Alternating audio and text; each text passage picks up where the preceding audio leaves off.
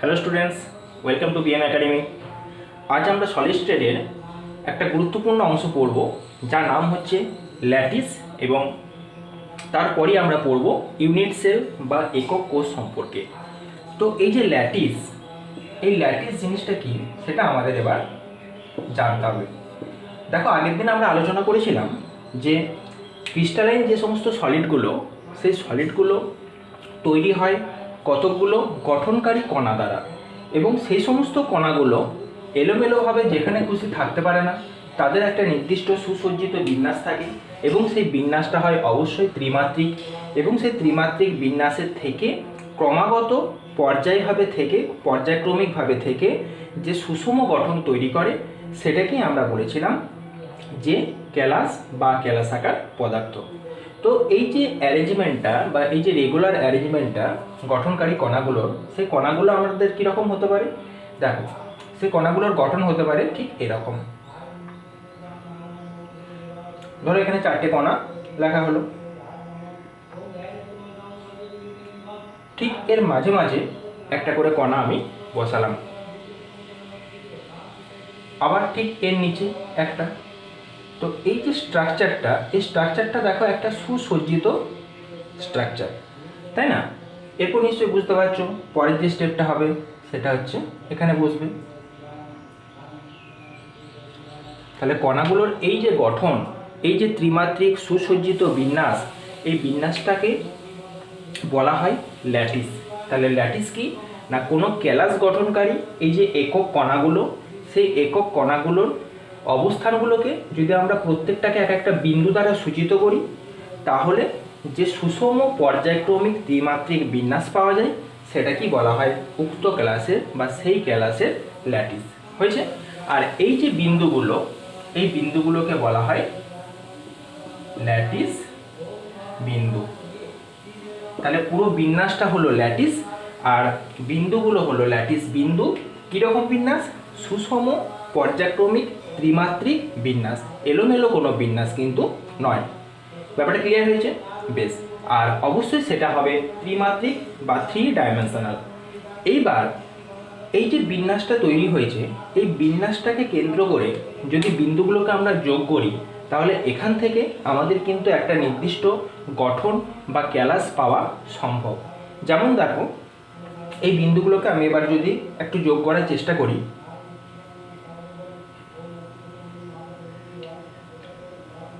তাহলে আমরা দেখতে পাবো যে আমাদের একটা সুসজ্জিত বিন্যাস তৈরি হচ্ছে।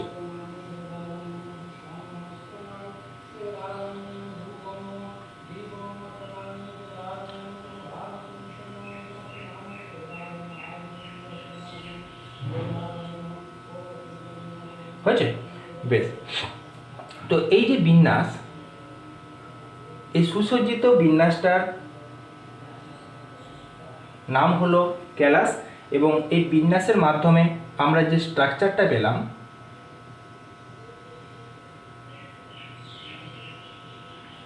এই পুরো যে স্ট্রাকচারটা, এই স্ট্রাকচারটাকে আমরা বলতে পারি ক্যালাস আকার পদার্থ। বোঝা যাচ্ছে? বেশ। তাহলে এই যে স্ট্রাকচারটা আমরা আঁকলাম, এই স্ট্রাকচারটা হলো, পুরো স্ট্রাকচারটা হলো একটা ক্যালাস। তাহলে যদি বলা হয় যে ক্যালাস কি বা ক্যালাস আকার পদার্থ কি, আমরা সহজেই বলতে পারবো যে ক্যালাস আকার পদার্থ বা ক্যালাস হলো সুনির্দিষ্ট জ্যামিতিক আকার বিশিষ্ট। দেখো, এটা একটা সুনির্দিষ্ট জ্যামিতিক আকার বিশিষ্ট হয়েছে, ঠিক ঘনকের মতো দেখতে লাগছে, তাই না? তাহলে সুনির্দিষ্ট জ্যামিতিক আকার বিশিষ্ট, নির্দিষ্ট সংখ্যক সমতল বিশিষ্ট। দেখো, এর প্রত্যেকটা নির্দিষ্ট সমতল রয়েছে, এদিকে একটা, এই সাইডে একটা, উপরে একটা, পাশে একটা। নির্দিষ্ট সংখ্যক সমতল বিশিষ্ট যে সমসত্ব কঠিন পদার্থ, যার মধ্যে গঠনকারী কণাগুলো বা ল্যাটিস বিন্দুগুলো সুনির্দিষ্টভাবে সুসজ্জিত থাকে, সেই গঠনকে আমরা বলবো ক্যালাস। হয়েছে? বেশ। আর এই যে ক্যালাসটা, এই ক্যালাসের যে তলগুলো, দেখো এই একটা তল রয়েছে, উপর দিকে তল রয়েছে, সাইডে তল রয়েছে। এই প্রত্যেকটা তলকে বলা হয় পৃষ্ঠতল বা ফেস সারফেস। হয়েছে? তাহলে এই যে তলগুলো, এই তলগুলোর আমরা কি নাম দেবো? এই তলগুলোর আমরা নাম দিতে পারি পৃষ্ঠতল। পৃষ্ঠতল। বোঝা গেছে? আচ্ছা, এবার আরেকটা জিনিস আমাদের জানতে হবে যে এই দুটো তল যে বিন্দুতে যুক্ত হয়েছে সেগুলোকে বলা হয় কিনারা বা এজ, অর্থাৎ দুটো তলের যে মধ্যবর্তী ভাগটা সেটাকে বলা হয় এজ বা কিনারা। দেখো এখানে এটা একটা কিনারা, এটা একটা কিনারা, এটা একটা কিনারা, তাই তো? এটাকে আমরা বলবো কিনারা বা এজ। বোঝা গেছে? আচ্ছা, আর এই যে কোণগুলো অর্থাৎ দুটো পৃষ্ঠের কিনারা, এই প্রত্যেকটা কিনারা, ঠিক আছে, নিজেদের মধ্যে যে কোণ করে থাকে সেই কোণটাকে বলা হয় আন্তঃপৃষ্ঠীয় কোণ বা ইন্টারফেসিয়াল অ্যাঙ্গেল। তাহলে এই যে কোণটা তৈরি হলো এই কোণটার আমরা নাম দেবো আন্তঃপৃষ্ঠীয় কোণ বা ইন্টারফেসিয়াল অ্যাঙ্গেল। বেশ, তাহলে আমরা পৃষ্ঠতল বুঝলাম, পৃষ্ঠতল এর কিনারা বুঝলাম এবং আন্তঃপৃষ্ঠীয় কোণ সম্পর্কে বুঝলাম। ঠিক আছে, আমার সামনে একটা এক্সাম্পল রয়েছে। দেখো এটা ঠিক ঘনকের মতো দেখতে নয়, কিন্তু এটার সাহায্যে আমরা বুঝতে পারি যে এই যে তলটা, এই একটা সারফেস, এই একটা সারফেস, নিচে সারফেস, ওপরে সারফেস, এই প্রত্যেকটা সারফেস হচ্ছে এক একটা পৃষ্ঠতল। এবং এই যে মাঝের যে সাইডগুলো, এই যেটা দুটো পৃষ্ঠতলের সংযোজক যে বাহু, এই একটা পৃষ্ঠতল আর এই একটা পৃষ্ঠতল, দুটো পৃষ্ঠতলের যে সংযোজক বাহু সেটাকে আমরা এখানে বলবো কিনারা। আর এই যে কিনারাগুলোর মধ্যবর্তী যে কোণগুলো, যেমন এখানে এই কোণটা, এদিকে এই কোণটা এবং নিচে এই কোণটা, দেখো প্রত্যেকটার সাথে তিনটে কোণ তৈরি হচ্ছে। এই তিনটে কোণকে বলা হয় আন্তঃপৃষ্ঠীয় কোণ বা ইন্টারফেসিয়াল অ্যাঙ্গেল। হয়েছে? বেশ, তাহলে এই জায়গাটা আমাদের ক্লিয়ার হলো। এইবার একটা জিনিস লক্ষ্য করে দেখো, এই যে পুরো ল্যাটিসটা সাজানো আছে এখানে, এই ল্যাটিসটা তো আর এখানেই শেষ নেই, আরও বড় হবে, তাই তো? তাহলে এই ল্যাটিসের বিন্দুগুলো আরও, এটা মনে করো বিস্তৃত আছে, বিস্তৃত থাকার ফলে এরকম গঠন, এই গঠনটা আরও অনেকটা জায়গা জুড়ে বিন্যস্ত হবে। তাহলে এই যে পুরো ক্যালাসটা, এই ক্যালাসের মধ্যে সবথেকে ক্ষুদ্রতম যে 3D পার্ট, সেই 3D পার্টটা হচ্ছে, দেখো এই পোর্শনটা যদি বাদ দিই তাহলে দেখো পড়ে থাকছে এটা। অর্থাৎ এটাকে যদি আমরা একটু বাইরে লেখার চেষ্টা করি তাহলে স্ট্রাকচারটা যেটা দাঁড়াবে সেটা হবে ঠিক এরকম।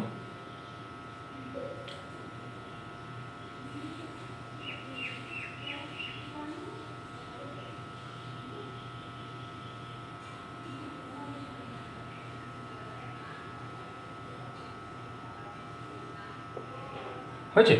তো এই যে স্ট্রাকচারটা আমাদের তৈরি হলো, এই স্ট্রাকচারটা সমতুল্য স্ট্রাকচার তৈরি হলো আমাদের এটা। বেশ, তাহলে এই যে স্ট্রাকচারটা, অর্থাৎ এরকম অসংখ্য এরকম স্ট্রাকচার নিয়ে পুরো ক্যালাসটা তৈরি হয়েছে। তাই এই প্রত্যেকটাকে বলা হয় ইউনিট সেল বা একক কোষ। তাহলে একক কোষ কি না, একক কোষ হলো ক্যালাসের ক্ষুদ্রতম মৌলিক যে বিন্যাস, সেটাকেই বলা হয় একক কোষ। তাহলে এর নাম আমরা দিতে পারি একক কোষ বা ইউনিট সেল। তাহলে এটা হলো একক কোষ বা ইউনিট সেল। হয়েছে? বেশ, কারণ এরকম অসংখ্য ইউনিট সেল মিলে পুরো সেল তৈরি হয়েছে বা পুরো স্ট্রাকচারটা তৈরি হয়েছে। ঠিক আমরা এরকম এক্সাম্পল ভাবতে পারি যে এটাকে যদি আমরা পুরো একটা ধরো রুম ভেবে নিই, ঠিক আছে, বা আমাদের যদি বাড়ি ভেবে নিই, সেটা যদি পুরো ক্যালাস হয়, ঠিক আছে, তাহলে প্রত্যেকটা ইঁট, যে ইঁটগুলো দিয়ে রুমটা তৈরি হয়েছে বা ঘরটা তৈরি হয়েছে, সেই প্রত্যেকটা ইঁটকে আমরা বলতে পারি একক কোষ। হয়েছে? তো এইবার আমরা এই একক কোষ সম্পর্কে ডিটেলসে যাব, কারণ একক কোষকে বুঝতে পারা মানেই আমাদের পুরো ক্যালাসটাকে বুঝতে পারা। যেমন ইঁটের ধর্মটা বুঝতে পারা মানে, বা ইঁটের গঠনটা বুঝতে পারা মানে আমরা বুঝতে পারবো যে বাড়িটার গঠন কীরকম হবে বা বাড়িটা কীরকম মজবুত হবে বা বাড়িটা কীরকম স্ট্রাকচার হবে। ঠিক তেমনি এখানেও একক কোষের ধর্মগুলো বুঝতে পারা মানেই আমরা ক্যালাসটা সম্পর্কে পুরো আইডিয়াটা করতে পারবো। তাহলে নেক্সট হেডিং যেটা আমরা করব সেটা হচ্ছে ইউনিট সেল ক ধরনের হয়, সে ভাগটা আমরা এবার দেখে নেব। তাহলে এখান থেকে আমরা যেগুলো শিখলাম, ল্যাটিস কি, ল্যাটিস হলো একটা ত্রিমাত্রিক বিন্যাস। আচ্ছা, সেটা কী দ্বারা তৈরি হয়? ল্যাটিস বিন্দু দ্বারা। প্রত্যেকটা ল্যাটিস বিন্দু দেখো সাজানো রয়েছে ত্রিমাত্রিক বিন্যাসে, এবং সেই বিন্দুগুলোকে যোগ করে যে সুষম গঠনটা আমরা পাবো সেই গঠনটা হচ্ছে ক্যালাস। আর ক্যালাস অসংখ্য এরকম ইউনিট সেল বা একক কোষের সমন্বয়ে গঠিত হয়। আর ক্যালাসের পৃষ্ঠতল জানলাম, কিনারা জানলাম এবং আন্তঃপৃষ্ঠীয় কোণ বা ইন্টারফেসিয়াল অ্যাঙ্গেল সম্পর্কে আমরা জাস্ট একটা আইডিয়া ক্লিয়ার করলাম। হয়েছে। এবার আমরা নেক্সট হেডিং করব যে টাইপ অফ ইউনিট সেল বা এই একক কোষের প্রকারভেদ বা এই একক কোষ কত রকমের হয় সেটা আমরা একটু বোঝার চেষ্টা করব। দেখো, ইউনিট সেল বা একক কোষ, এই একক কোষকে জেনারেলি দুটো পার্টে ভাগ করা যায়। একটা হচ্ছে সিম্পল ইউনিট সেল বা আমরা এটাকে বলতে পারি সরল একক কোষ, বা এটার আরেকটা নাম রয়েছে সেটা হচ্ছে প্রিমিটিভ ইউনিট সেল।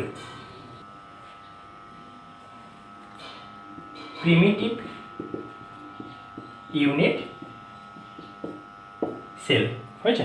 তো সিম্পল ইউনিট সেলটাকে প্রিমিটিভ ইউনিট সেল বা সরল একক কোষ বলা হয়। আরেকটা হচ্ছে সেন্টার্ড ইউনিট সেল। এটা কীরকম হতে পারে? ফেস সেন্টার্ড হতে পারে। এগুলো আমরা ডিটেলসে একে একে আলোচনা করব। বডি সেন্টার্ড হতে পারে। আর কি হতে পারে? এন্ড সেন্টার্ড হয়েছে। এই তিনটে টাইপের হতে পারে। তো সর্বপ্রথমেই আমরা দেখে নেব যে সিম্পল ইউনিট সেল জিনিসটা কি হয়েছে। তো প্রথমে আমরা হেডিং করব এবার সিম্পল ইউনিট সেল। আমরা দেখব যে সিম্পল ইউনিট সেলে যে ল্যাটিস পয়েন্টগুলো বা গঠনকারী কণাগুলো, সেই গঠনকারী কণাগুলো কোথায় অবস্থান করে সেটা আমরা একটু ডিটেলসে জানব। তাহলে নেক্সট আমরা হেডিং করি 1 নাম্বার সিম্পল ইউনিট সেল। তো সিম্পল ইউনিট সেলের ক্ষেত্রে অ্যাটমগুলো কোথায় অবস্থান করে? শুধুমাত্র কর্নারে অবস্থান করে। ঠিক আছে, বেশ। তাহলে এক্ষেত্রে অ্যাটমগুলো শুধুমাত্র কর্নারে অবস্থান করে। তো কর্নার বলতে কি বুঝবো আমরা? কর্নার মানে হচ্ছে যে ওই যে কৌণিক বিন্দুগুলো সেইগুলো। যেমন আমরা একটা স্ট্রাকচার এঁকে দেখাচ্ছি, তাহলে ব্যাপারটা আরও ক্লিয়ার হবে।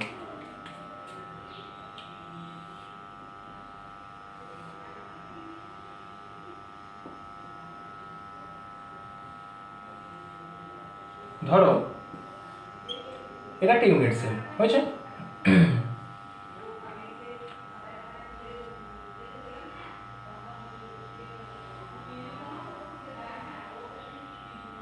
ছবিগুলো প্রত্যেকে এঁকে নাও। আচ্ছা, তো এই যে ইউনিট সেলটা, এই ইউনিট সেলটা দেখো ঠিক কিউবিক ইউনিট সেল আমি এখানে ড্র করেছি। কিউবিক ইউনিট সেল বলতে বোঝাচ্ছে এটা ঠিক কিউব বা ঘনকের মতো দেখতে হবে, বা ঘনক আকৃতি, ঘনকের মতো দেখতে হবে। আমরা ছোটোবেলায় ঘনক পড়েছি, ম্যাথে ক্লাস 9-10-এ পড়েছি যে ঘনকের ক্ষেত্রে প্রত্যেকটা বাহু সেক্ষেত্রে সমান হয়। অর্থাৎ এখানে এই বাহুটার যা দৈর্ঘ্য হবে, ঠিক আছে, এই বাহুটাও তাই হবে, আর এই বাহুটাও তাই হবে। অর্থাৎ এ, বি এবং সি যদি তিনটে বাহু আমরা ভেবে নিই, তাহলে এক্ষেত্রে আমরা লিখতে পারবো যে এ সমান বি সমান সি। অর্থাৎ এই বাহুটাকে যদি আমরা এ ধরি, এটাকে যদি বি ধরি এবং এই বাহুটাকে যদি সি ধরি, তাহলে এরকম যে তিনটে বাহু আমরা পাচ্ছি, একটা এ, একটা বি, একটা সি, আমরা এখানে লিখতে পারবো এ সমান বি সমান সি। ঠিক তেমনিভাবে এই যে তিনটে ইন্টারফেসিয়াল অ্যাঙ্গেল, এই অ্যাঙ্গেলগুলোকে যদি আমরা একটা আলফা, একটা বিটা, একটা গামা ধরে নিই, তাহলে আমরা জানি যে এক্ষেত্রে তিনটে অ্যাঙ্গেলও সমান হয়। অর্থাৎ যে আন্তঃপৃষ্ঠীয় কোণ, সেই তিনটে কোণও এক্ষেত্রে আমরা সমান বলতে পারবো। কার ক্ষেত্রে বলতে পারবো? এই ধরনের যদি ঘনকাকৃতি স্ট্রাকচার হয়, সেক্ষেত্রে আমরা বলতে পারবো যে এ সমান বি সমান সি এবং আলফা, বিটা, গামা তিনটেই সমান এবং তিনটেরই মান হচ্ছে 90 ডিগ্রি করে। তো যাই হোক, এগুলো সম্পর্কে আমরা পরের ভিডিওয়ে আরও ডিটেলসে আসবো। আজকে শুধুমাত্র আমরা যেটা জানবো যে এই ধরনের সিম্পল ইউনিট সেলের ক্ষেত্রে কোথায় অবস্থান করে, অ্যাটমগুলো কোথায় অবস্থান করে। অ্যাটমগুলো আমি দেখো প্রথমেই লিখে দিয়েছি যে প্রত্যেকটা অ্যাটম অবস্থান করে কোথায়? কর্নারে। আচ্ছা, এটা ই লেখা আছে, কর্নারে, প্রত্যেকটা অ্যাটম অবস্থান করে কোথায়? কর্নারে বা কোণগুলোতে। তো এখানে দেখো কতগুলো কর্নার আছে সেটা আমরা একটু দেখব। দেখো এখানে এটা একটা কর্নার, এটা একটা, দুটো, তিনটে, চারটে, পাঁচটা, ছটা, সাতটা, আটটা। তাহলে টোটাল কর্নারের সংখ্যাটা আমাদের দাঁড়ালো আটটা। হয়েছে? তো এই যে আটটা কর্নার আমরা ড্র করলাম এখানে, দেখো এই আটটা হলো কৌণিক বিন্দু। দেখো এখানটা দেখো, এটা পুরোপুরি কিউবের মতো না হলো, দেখো একটা, দুটো, তিনটে, চারটে, আর নিচে পাঁচটা, ছটা, সাতটা, আটটা। তাহলে টোটাল হচ্ছে আটটা কৌণিক বিন্দু আমরা পেলাম। তো আটটা কৌণিক বিন্দুতে এখানে আটটা অ্যাটম রয়েছে, আটটা অ্যাটম অবস্থান করছে আটটা কৌণিক বিন্দুতে। কিন্তু এখানে আমাদের একটা জিনিস খুব ভালো করে ভাবতে হবে যে এই যে অ্যাটমগুলো, এই অ্যাটমগুলো ধরো এটার কথা আমি যদি ভাবি, এই যে কৌণিক বিন্দুটাতে অবস্থান করছে বা এই যে ইউনিট সেলটাতে অবস্থান করছে, তাহলে এই অ্যাটমের কতটা ভাগ এর মধ্যে অন্তর্ভুক্ত রয়েছে। তার কারণ একটা জিনিস, যে এই ইউনিট সেলটা শুধু একটা নেই, এরকম অসংখ্য ইউনিট সেল, ধরো এর উপরে একটা ইউনিট সেল আছে, এর পাশে একটা আছে, এর পিছনে একটা আছে, এর সামনে আছে, এর এই পাশে আছে, এরকম অসংখ্য ইউনিট সেল মিলে তৈরি হয়েছে পুরো সলিডের স্ট্রাকচারটা। তাহলে শুধুমাত্র এটার জন্য, শুধুমাত্র ওই কৌণিক বিন্দুটাতে এই যে অ্যাটমটা রয়েছে তার শেয়ারিং কত সেটা আমাদেরকে এবার জানতে হবে।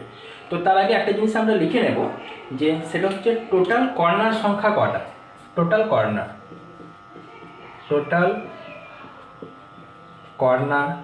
হচ্ছে কটা? আটটা। তাহলে টোটাল কর্নার্স হলো আটটা, বা টোটাল কর্নারের সংখ্যা হচ্ছে আটটা। এবারে এই প্রত্যেকটা অ্যাটমের পার্টিসিপেশন কত সেটা আমরা দেখতে পাবো। দেখো একটা জিনিস খুব ভালো করে বুঝবে বা একটু ভালো করে কল্পনা করার চেষ্টা করো, যে এই যে অ্যাটমটা রয়েছে, এই অ্যাটমটা কিন্তু অ্যাকচুয়ালি গোলাকার, ঠিক আছে, বা এই গোলকের মতো দেখতে। এবার এই অ্যাটমটা এখানে বসানো আছে, এই অ্যাটমটা যখন বসানো আছে ঠিক তেমনি ওর ওপরের দিকে অ্যাটম আছে, পাশে অ্যাটম আছে, ওই সাইডে অ্যাটম আছে, সব দিকেই অ্যাটম আছে। তাহলে প্রথমেই এই পুরো গোলকটাকে যদি আমরা এইভাবে ভাগ করি, তাহলে দেখো এই গোলকটার ওপরের দিকটা কিন্তু অন্য ইউনিট সেলের সাথে যুক্ত, আর নিচের পোর্শনটা কিন্তু এর সাথে যুক্ত। বোঝা গেছে? তাহলে এই পুরোটা যদি 360 ডিগ্রি হয় বা 160 ডিগ্রি হয়, তাহলে তার প্রথমেই যে ওপরের পোর্শনটা বা হাফ পোর্শনটা, সেই হাফ পোর্শনটা কিন্তু বাদ চলে গেল। হয়েছে? সাথে সাথে হাফ পোর্শনটা বাদ যাওয়ার সাথে সাথে তাহলে প্রত্যেকটাকে আমরা ধরো একের চার করে ধরে নিলাম, এটা একের চার, এটা একের চার, এটা একের চার। তাহলে ওপরের একের চার প্লাস একের চার, হাফ পোর্শন বাদ চলে গেল। তার কারণটা হচ্ছে কি, হাফ পোর্শনটা কিন্তু এর মধ্যে অন্তর্ভুক্ত নেই, ওগুলো কিন্তু অন্য ইউনিট সেলের অন্তর্ভুক্ত। ঠিক যদি আমরা একটা বল ভেবে নিই, ঠিক আছে, ধরো আমার কাছে এটা পুরোপুরি বল ঠিক হচ্ছে না, এটা ধরো এটা একটা বল বা গোলক। এই যে গোলকটা, এই গোলকটা যদি এখানে বসানো থাকে ইউনিট সেল হিসাবে, তাহলে প্রথমেই এই যে ওপরের পার্টটা, এই ওপরের পার্টটা আমি দেখো খুলে বাদ দিয়ে দিচ্ছি। এই ওপরের পার্টটা মানে হচ্ছে একের চার প্লাস একের চার, তার মানে হাফ অংশ, অর্ধেক অংশ কিন্তু সেটা অন্য পরমাণুর মধ্যে চলে গেছে, ঠিক আছে, অন্য পরমাণু বলছি, সরি, অন্য ইউনিট সেলের মধ্যে চলে গেছে। এবার আসি এই পার্টটাতে, ঠিক আছে, এই পার্টটাও কিন্তু মানে এই সাইডের যে পার্টটা, এটাও কিন্তু দেখো অন্য ইউনিট সেলের সাথে যুক্ত। তাহলে আরও একের চার অংশ আমরা বাদ দিয়ে দিলাম, তাহলে মোট 3/4 অংশ পোর্শনই কিন্তু আমাদের এর থেকে বাইরে চলে গেল, অর্থাৎ হাফ অংশ আগেই বাদ হয়ে গেছে। আরও যদি মাঝ বরাবর কেটে দিই, তাহলে এই যে একের চার অংশ, সেই একের চার অংশ আমাদের আরও বাদ গেল, অর্থাৎ 3/4 অংশ আমাদের বাদ চলে গেল। তাহলে আমাদের পড়ে রইল কতটা? একের চার অংশ। ক্লিয়ার? আশা করি বুঝতে পারলে ব্যাপারটা। এই একের চার অংশ এটার সাথে যুক্ত, কিন্তু তাও পুরোটা নয়। কেন পুরোটা নয়? কারণ ভেরি সিম্পলভাবে বোঝার চেষ্টা করো, যে ওপরের একের চার বাদ চলে গেছে, ওপরে একের চার প্লাস একের চার, হাফ বাদ চলে গেছে। আচ্ছা, এই সাইডের অংশটা বাদ চলে গেছে, পড়ে আছে এই সাইডটা। অর্থাৎ আমরা যদি ছবিটা ঠিক আঁকি, শুধুমাত্র এইটুকু অংশ পড়ে আছে। এবার এই যে এইটুকু অংশ পড়ে আছে এটাও তো ঠিক গোলকের মতো দেখতে। দেখো এই পোর্শনটা তুমি যদি বাদই দাও, ডান দিকটা বাদ দিলে ধরো, তাহলে বাঁ দিকটা যেটা পড়ে রইলো সেই বাঁ দিকটা গোলকের মতো দেখতে। কিন্তু এই বাঁ দিকটার মধ্যেও দেখো শুধুমাত্র অর্ধেকটা অংশ, মানে বাঁ দিকের এই যে অর্ধেকটা পার্ট, এই অর্ধেকটা পার্ট এর সাথে যুক্ত, বাকি ওই দিকের পোর্শনটা কিন্তু অন্য একটা ইউনিট সেলের সাথে যুক্ত। তাহলে আমরা এটাকে শেষমেশ আবার বলতে পারি 1/4 অংশ বাই 2, মানে হচ্ছে 1/8 অংশ, মাত্র 1/8 অংশ এর সাথে যুক্ত। তাহলে পুরো ব্যাপারটা আমরা উপলব্ধি করলাম কিভাবে? প্রথমে 1/4 প্লাস 1/4, অর্থাৎ প্রথমে এই উপরের পোর্শনটা আমাদের বাদ চলে গেছে, ঠিক আছে, হাফ অংশ বাদ চলে গেছে। আচ্ছা, মাঝ বরাবর যদি আমরা কাটি তাহলে পড়েছিল আমাদের কোনটা? এই এতটা পড়েছিল, অর্ধেকটা গোলক পড়ে থাকলো। অর্ধেকটা গোলকের মধ্যে ডান দিকের পোর্শনটা আমরা কেটে বাদ দিয়ে দিয়েছি, তাহলে ডান দিকটা কেটে বাদ দেওয়ার সাথে সাথে ডান দিকটা চলে গেল। এবারে বাঁ দিকটা যেটা পড়ে রইলো, বাঁ দিকটাও কিন্তু একটা ঠিক গোলকের মতো দেখতে। তোমরা জিনিসটা একটু উপলব্ধি করার চেষ্টা করো। তো বাঁ দিকটাও কিন্তু দেখো একটা গোলক, সেই গোলকেরও মাত্র অর্ধেকটা অংশ এর সাথে যুক্ত, বাকি অর্ধেকটা অন্য সাইডে যুক্ত। তাই ওই 1/4 অংশ যেটা পড়ে রইলো তার অর্ধেক, অর্থাৎ 1/8 অংশ এই অ্যাটমটার মধ্যে, এই ইউনিট সেলটার মধ্যে অন্তর্ভুক্ত। তাহলে প্রত্যেকটা অ্যাটমের 1/8 অংশ করে ইউনিট সেলের অন্তর্ভুক্ত। ব্যাপারটা বুঝতে পারলে? বেশ, তাহলে এই যে 1/8 অংশ আমরা লিখলাম, তাহলে এখানে আমরা লিখতে পারি যে প্রতি অ্যাটমের 1/8 অংশ ইউনিট সেলের অন্তর্ভুক্ত হয়েছে। তাহলে একটা অ্যাটম, সেটাকে যদি একটা গোলক ধরে নিই, পুরোটাকে যদি এক অংশ ধরে নিই, তাহলে তার 1/8 অংশ একটা ইউনিট সেলের অন্তর্ভুক্ত। তাহলে এখানে টোটাল অ্যাটম বা মোট অ্যাটম আছে কটা? 8টা, 8টা কোণে 8টা। তাহলে টোটাল যে শেয়ারটা হবে, প্রত্যেকটা অ্যাটমে যদি 1/8 অংশ করে এর সাথে অন্তর্ভুক্ত হয়, তাহলে আমাদের টোটাল 8টা কর্নারে 8টা অ্যাটম বসে আছে। তাহলে প্রতিটা ইউনিট সেলে, প্রতি ইউনিট সেলে বা একক কোষে মোট অ্যাটম হবে 8 × 1/8 সমান 1। খুব ভালো করে লক্ষ্য করো, এই 8টা কোণে 8টা অ্যাটম আছে মানেই আমরা বলতে পারবো না যে এই একটা ইউনিট সেলে 8টা অ্যাটম এর মধ্যে পুরোটাই এর মধ্যে অন্তর্ভুক্ত। তার কারণ এই ইউনিট সেলগুলোর ওপরে অন্য ইউনিট সেল আছে, পাশে আছে, বাঁ পাশে, পিছনে, নিচে সব দিকেই কিন্তু অন্য ইউনিট সেল একে অপরের সাথে কম্প্যাক্টভাবে যুক্ত। এবং এই অ্যাটমগুলো কি হয়েছে না, যেমন এর সাথে শেয়ারিং হয়েছে, ঠিক তেমনি বাকি অন্যান্য ইউনিট সেলগুলোর সাথেও শেয়ার হয়েছে।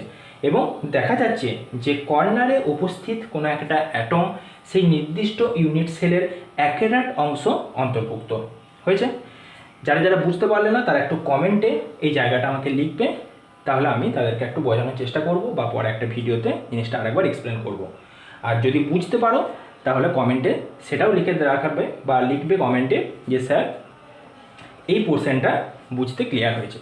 ঠিক আছে, কারণ যেহেতু এটা ভিডিও হচ্ছে, আমি যেহেতু সামনাসামনি ফেস টু ফেস আসতে পারছি না, সেই জন্য আমি বুঝতে পারছি না যে কতটা বুঝতে পারলে হয়েছে। তো একদম তোমরা টাইম ধরেও লিখতে পারো, এই ধরো 24 মিনিট এত সেকেন্ডে আমরা জায়গাটা ক্লিয়ার হয়েছে, তাহলে আমি বুঝতে পেরে যাব যে তোমরা কোন পোর্শনটার কথা বলছো। ক্লিয়ার? বেশ, তো আমাদের টোটাল অ্যাটম সংখ্যা, তাহলে সিম্পল ইউনিট সেলের ক্ষেত্রে আমাদের মোট অ্যাটম যেটা দাঁড়াবে পার ইউনিট সেল বা প্রতি একক কোষে, সেটা হচ্ছে 1, 8 নয় কিন্তু 1, কারণ প্রতিটা শেয়ারিং 1/8 অংশ। আর যেহেতু টোটাল 8টা কর্নারে 8টা উপস্থিত, সেই জন্য মোট অ্যাটম শেয়ারিং করবে বা অ্যাটম থাকবে 1টা। বেশ, এবার সিম্পল ইউনিট সেলটা গেল। এবার আমরা নেক্সট পরের পার্টে চলে যাব, সেটা হচ্ছে বডি সেন্টার।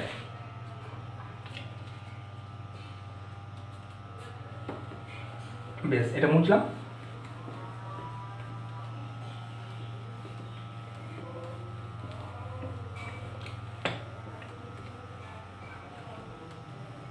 পরেরগুলো বুঝতে সুবিধা হবে, এটা বুঝতে পারলে পরেরগুলো অবশ্যই বুঝতে পারবে আশা করছি, কারণ পরেরগুলো অতটা আর কঠিন নয়। নাম্বার 2, এগুলো দেখো সেন্টারের মধ্যে চলে যাচ্ছে, আমাদের সিম্পল পোর্শনটা শেষ হয়ে গেল, এবার আমরা সেন্টারে চলে যাব। নাম্বার 2 হচ্ছে body centred unit cell. Body centre unit cell বলতে বোঝায় যে এখানে অ্যাটমগুলো ঠিক যেমন কর্নারে ছিল তেমন তো থাকবেই, তার সাথে মাঝে বডিতেও কিন্তু উপস্থিত থাকবে।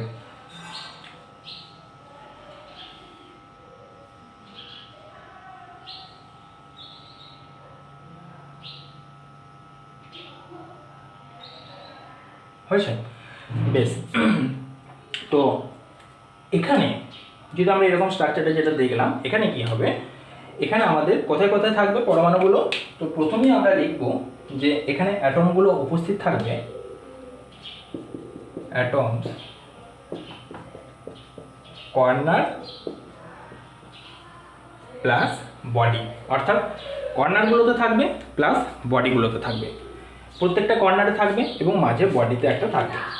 তো কর্নার কয়টা এখানে 8টা, 1টা 2টো 3টে 4টে 5টা, এটা করে দিও না আবার কেউ, 6টা 7টা 8টা। তাহলে টোটাল কর্নার আমরা পেয়ে গেছি 8টা। তাহলে 8টা কর্নারে আমরা জানি প্রত্যেকটা শেয়ারিং কত কত হবে, 1 অংশ করে। তাহলে আমরা এখানে লিখতে পারবো যে, আচ্ছা এটা কর্নার্স করো, কটা কর্নার্স 8টা, প্রত্যেকটাতে একটা করে অ্যাটম আছে, কিন্তু প্রত্যেকটা শেয়ারিং কত 1/8। তাহলে এই পোর্শনটা আমাদের হয়ে গেল 1। এবার ভাবো বডি বলতে কি বোঝাচ্ছে। বডি বলতে বোঝায় যে এই যে ইউনিট সেলটা আমরা ড্র করেছি তার ঠিক মিডিল পয়েন্টটা, বুঝেছে, তার ঠিক মিডিল পয়েন্টটাকে আমরা বলবো বডি। যেমন এই যে ইউনিট সেলটা, এটা যদি একটা ইউনিট সেল হয়, এর বডি কোনটা হবে, এর বডি হবে, তোমাদের বোঝানোর জন্য বলছি, এই যে ঠিক মিডিল পয়েন্টটা, ঠিক এই পোর্শনটা হচ্ছে বডি। অর্থাৎ কি, বডিটা কিন্তু দেখো একদম মিডিলে থাকছে, এবং বডিতে যে অ্যাটমটা থাকবে, আরেকবার শোনো, বডিতে যে অ্যাটমটা থাকবে তার কিন্তু অন্য কারোর সাথে শেয়ারিং হবে না। কেন হবে না? কারণ ওটা তো মাঝে ঢুকে আছে, এই পুরো ইউনিট সেলের মাঝখানে ঢুকে আছে। তাহলে মাঝখানে যদি ঢুকে থাকে তাহলে এই যে পাশেই আমরা অন্যান্য ইউনিট সেল আনি না কেন, তাদের সাথে এ কিন্তু শেয়ারিং করছে না। অর্থাৎ এর 100% শেয়ারিং রয়েছে, বা পুরো এক অংশই কিন্তু এর শেয়ারিং এই অ্যাটমটাতে, এই ক্লাসটাতে, ইউনিট সেলটাতে রয়েছে। তাহলে বডিতে কটা থাকছে? 1টা। তাহলে টোটাল কটা হলো? 1 + 1 মানে 2। বা আমরা বলতে পারি যে বডি সেন্টারে বা বডি সেন্টার কিউবিক সেলে, বডি সেন্টার ইউনিট সেলে কটা থাকবে? 2টো অ্যাটম বর্তমান থাকবে, বা 2টো অ্যাটম বর্তমান রয়েছে। এরপর আমরা নেক্সট চলে আসবো ফেস সেন্টার। তাহলে শুধুমাত্র এবার উপরটা মুছলাম, তোমরা নিজেরা ছবিগুলো আরেকবার করে এঁকে নাও, ঠিক আছে। Face centre unit cell. Face সেন্টারের ক্ষেত্রে আমরা দেখে নেব যে এখানে যেমন আমরা কর্নার্স প্লাস বডি করেছিলাম, এখানে আমরা করব কর্নার প্লাস ফেস। তাহলে এখানে আমরা লিখব কর্নার্স প্লাস ফেস, এটা হচ্ছে ফেস সেন্টার। তো ফেস সেন্টার বলতে কি বুঝবো আমরা? ফেস বলতে আমরা কি বুঝি? ফেস বলতে একটু আগেই দেখো বললাম পৃষ্ঠতল। পৃষ্ঠতল কটা? এই যে সাইডটা, এটা হচ্ছে পৃষ্ঠতল। এরকম পৃষ্ঠতল একটা ইউনিট সেলের মধ্যে আছে টোটাল 6টা। কেন 6টা? দেখো ছবিটা দেখো, ওপরের একটা তল, নিচের একটা তল, ডান দিকের একটা তল, বাঁ দিকের একটা তল, সামনের একটা তল, পিছনের একটা তল। তাহলে টোটাল তল হলো আমাদের 6টা, বা ফেস হলো 6টা। তো এখানেও কি হয়, 6টা ফেসে, বডিতে কিন্তু আর থাকে না। তোমরা ছবিটা আরেকবার এঁকে নাও। তো 8টা কোণে 8টা যেমন থাকার থাকলো, এর শেয়ারিং আমাদের আর নিশ্চয়ই বোঝার দরকার নেই, বুঝতে পেরে গেছো নিশ্চয়ই অলরেডি, আর বলতে হবে না যে 8টা × 1/8। তাহলে এটা আমাদের বেরিয়ে গেল, একটা কর্নারটা বেরিয়ে গেল। এবার আমাদের ফেস, ফেস কটা আছে? 6টা। 6টা ফেসে 6টা অ্যাটম এখানে বর্তমান থাকবে, তবে সেটা ফেস সেন্টার হবে। যেমন বডিতে কি ছিল? Corner plus body. ফেসে কি হবে? Corner plus face. ক্লিয়ার? এবার 6টা ফেসকে আমরা একটু ড্র করব। 6টা ফেস দেখো কোথায় কোথায় হবে নিজেরাই বুঝতে পারছো। দেখো ওপরের ফেসটা, ওপরের ফেসের মিডল পয়েন্টে একটা দিলাম, বাঁ দিকের ফেস এখানে একটা, নিচের ফেস এখানে একটা, ডান দিকের ফেস এখানে একটা। এবার সামনের ফেস আর পিছনের ফেস, এটাকে দেখো আমাদের 2 ডাইমেনশনে বোঝানো একটু কঠিন, কিন্তু ব্যাস নিশ্চয়ই বুঝতে পেরে গেছো। হয়েছে? আমরা এইভাবে 6টা ফেসকে ড্র করলাম, একটা সামনে, একটা পিছনে, একটা উপরে, একটা নিচে, একটা বাঁ দিকে, একটা ডান দিকে। হয়েছে?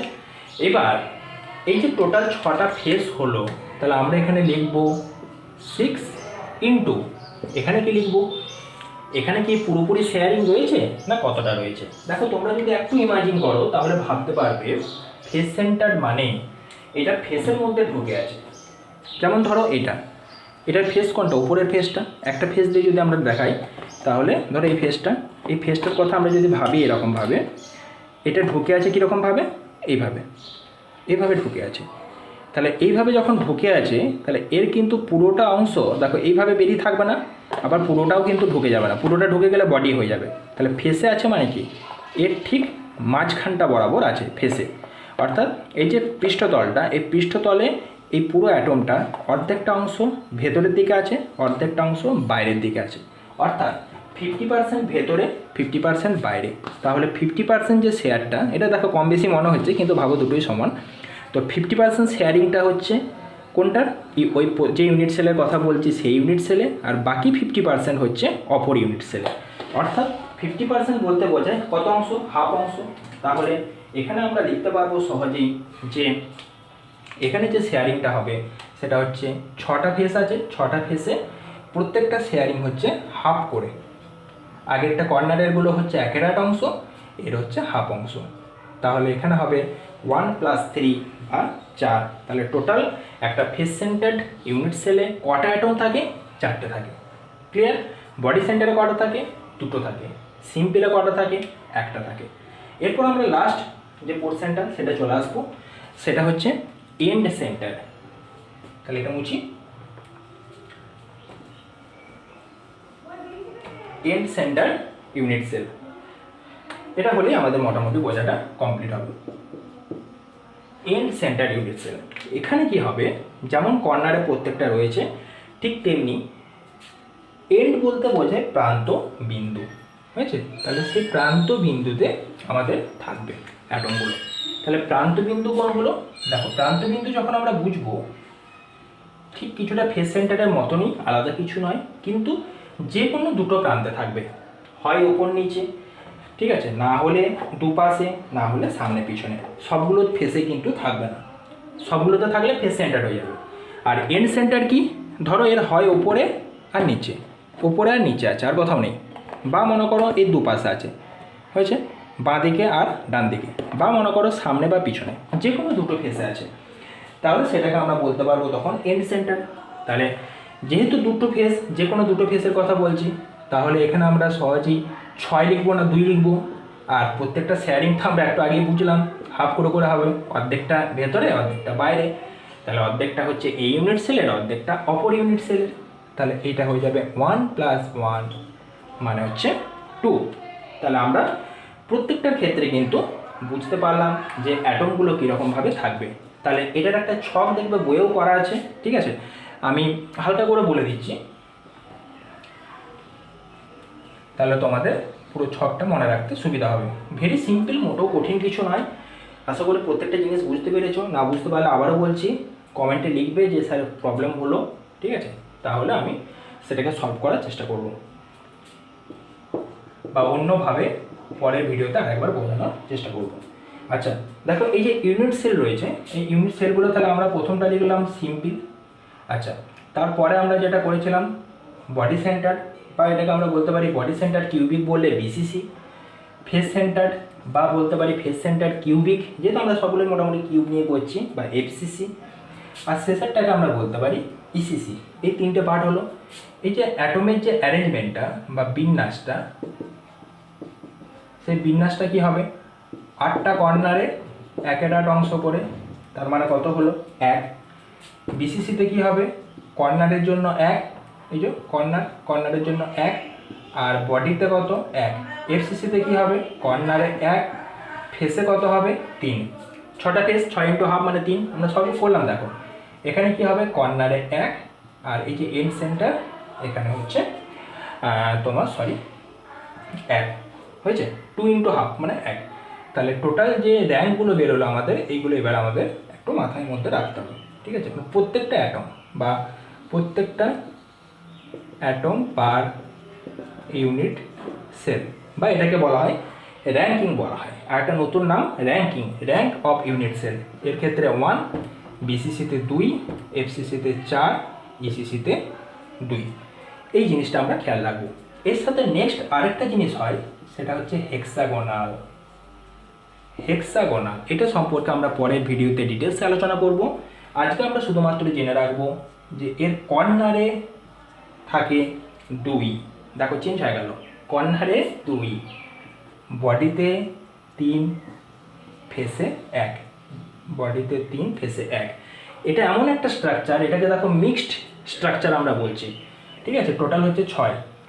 মিক্সড কেন বলছি, দেখো এর মধ্যে বডি এবং ফেস দুটোই বর্তমান রয়েছে, সেই জন্য এটাকে আমরা মিক্সড স্ট্রাকচার বলছি বা হেক্সাগোনাল বলছি। আগের প্রত্যেকটা কিন্তু আমরা কিউবিক নিয়ে আলোচনা করছিলাম বা ঘনক নিয়ে। হেক্সাগোনালটার ক্ষেত্রে কিন্তু আমাদের একটু চেঞ্জ হয়ে যাবে, মানে এর মধ্যে বডি সেন্টার তো থাকবে, ফেস সেন্টারও থাকবে। যদিও এটা পরীক্ষা পারপাসে ইম্পর্টেন্ট, কিন্তু অতটা নয়, তবুও আমরা পড়ে রাখবো ভালো করেই। তো পরের ভিডিওতে আমরা দেখবো হেক্সাগোনাল ইউনিট সেলের স্ট্রাকচারটা কেমন এবং কিভাবে তার এই র্যাঙ্কিংটা বা অ্যাটম পার ইউনিট সেল 6 আসছে সেটা দেখবো। তার সাথে সাথে আমরা একটু সেল প্যারামিটার সম্পর্কে ডিসকাস করব। আজকের ভিডিওটা এতটাই, তোমরা বাড়িতে খুব ভালো করে পড়ো এবং জিনিসটাকে উপলব্ধি করার চেষ্টা করো। সলিড চ্যাপ্টারটা আবারও বলছি, যে যত বেশি ইমাজিনেশন করতে পারবে, যে যত বেশি ভাবতে পারবে, কোথাও কনসেপ্টের একটুও গণ্ডগোল রাখবে না, যে যত বেশি ভাবতে পারবে তার তত কনসেপ্টটা ক্লিয়ার হবে। এবং সবসময় তোমাদের খাতা পেন নিই বা 2 ডাইমেনশনাল ছবি দেখি 3 ডাইমেনশনালটাকে ভাবার চেষ্টা করতে হবে। যদি ভাবতে পারো তাহলে বুঝবে সলিড চ্যাপ্টারটা ভালো করে বুঝতে পারলে। হয়েছে তো, ঠিক আছে, বাড়িতে পড়াশোনা করো। ওকে, থ্যাংক ইউ।